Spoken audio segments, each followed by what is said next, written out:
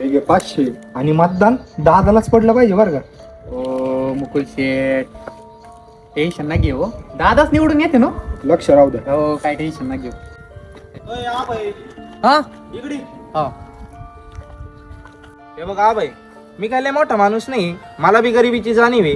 हे बघ, तुम्हाला मतदान कर, मी गावाचा विकास करीन, रस्त्याचे काम करीन, शाळेचे काम करीन, हॉस्पिटलचे काम करीन, फक्त मला मतदान कर. पैसे नाही डायरेक्ट सांग ना. याच्यापेक्षा तो भोजबारा नाही का, कमीत कमी मला 500 रुपये तरी देऊन गेला आणि याला मतदान घेऊ भाई, अजिबात नाही इथं. हा तुम्हालाच करतो. चाल थोडं काम येऊ का. हा. हो अभिनंदन निवडून आल्याबद्दल. निवडून येणारच होतो, पैसे तेवढेच वाटले होते आपण. आता जेवढे वाटले ना तेवढे एकाच वर्षात वसूल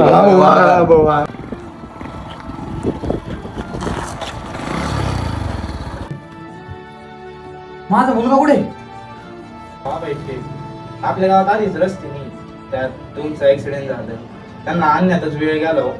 ते त्याच्या मेंदूला मार लागला, डायरेक्ट गेला.